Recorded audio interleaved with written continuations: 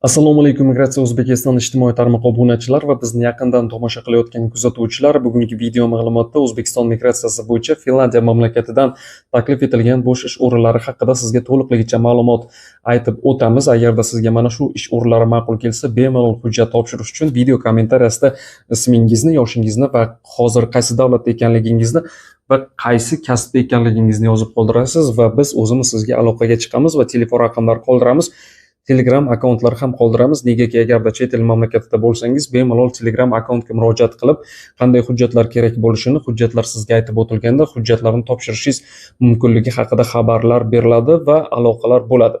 Xo'p, ana endi Finlandiya mamlakati O'zbekiston uchun va O'rta Osiyo mamlakatlari uchun, ya'ni O'rta Osiyo deganda Qozog'iston, Qirg'iziston, Tojikiston, Turkmaniston mamlakatlari tushuniladi va aynan mana shu soha bo'yicha qo'shni davlat fuqarolar ham, qo'shnilarimiz ham bemalol hujjat topshirishlari mumkin bo'ladi.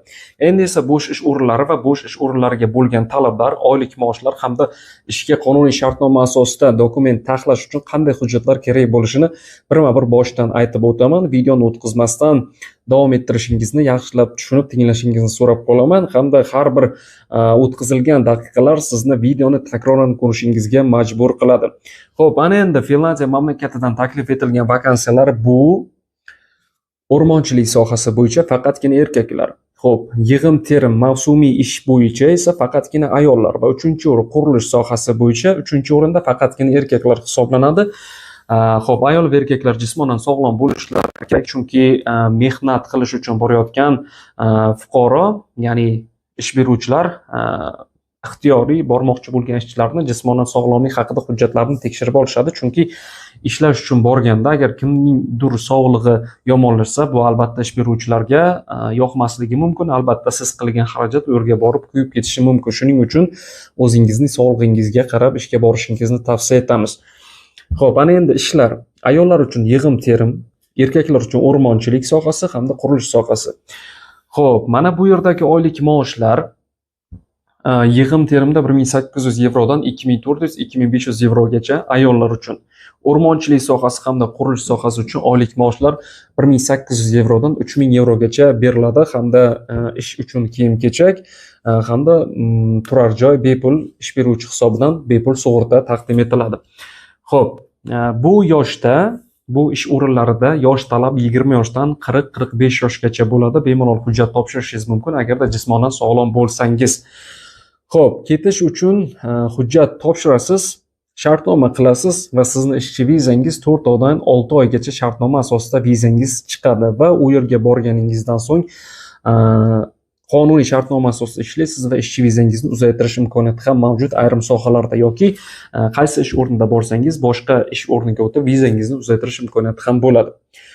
Xo'p, ana endi sizga shu ish o'rniga hujjat topshirish uchun qanday dokumentlar kerak bo'lishini aytib o'taman. Undan oldin bizning Migratsiya O'zbekiston ijtimoiy Telegram kanalimizga obuna bo'lishingizni so'rayman, chunki Finlandiya, Germaniya, Norvegiya, Kanada hamda Angliya mamlakatlari bo'yicha yanada ko'proq vakansiyalar bor. Bemalol o'qib chiqib hujjat topshirishingiz mumkin bo'ladi agarda sizga ketish xarajati, bo'sh ish o'rinlaridagi talablar ma'qul kelsa.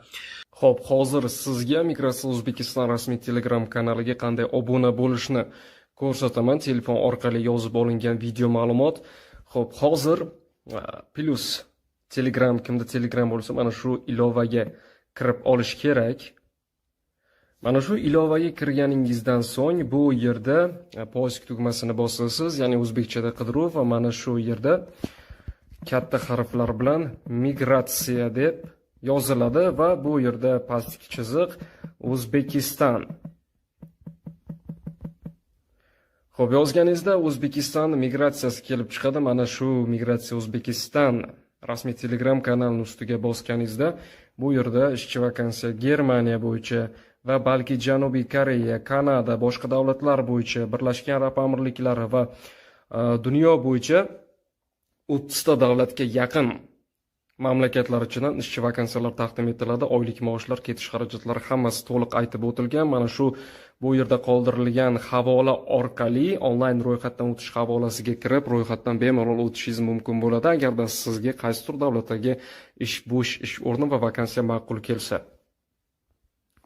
Albatta Telegram kanalimizga obuna bo'ling. Bu siz uchun o'ylaymanki juda katta manfaatli.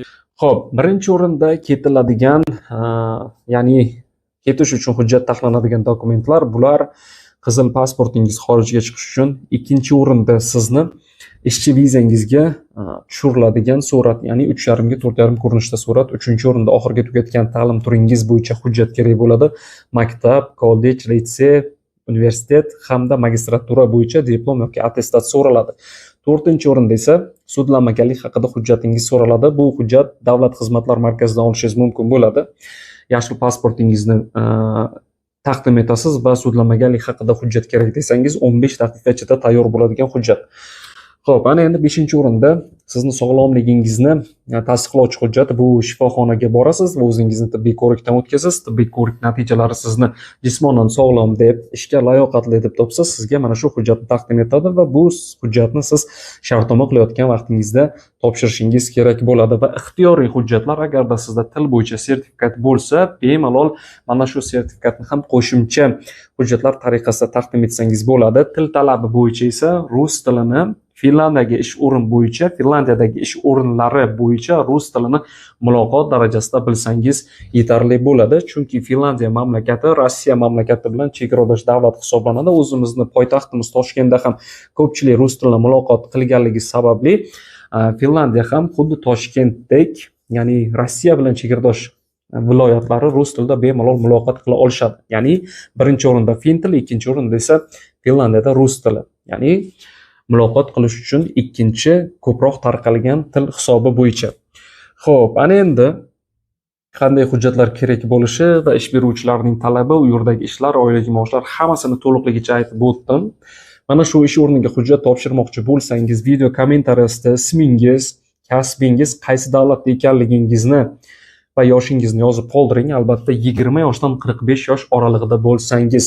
Agarda siz undan kattaroq yoki kichikroq bo'lsangiz, yosh talabi bo'yicha boshqa mamlakatlar bo'yicha hujjat tayyorlash mumkin. Agarda sizga qaysi mamlakat bo'yicha video ma'lumot kerak bo'lsa, albatta yozib qoldiring. Biz keyingi video ma'lumotni sizning talabingizga qarab ma'lumot berib boramiz. Sizlar bilan dunyo davlatlar migratsiyasi bo'yicha ma'lumot beruvchi Asadbek Hasanov bo'ldi. Keyingi videolarda ko'rishguncha salomat bo'ling.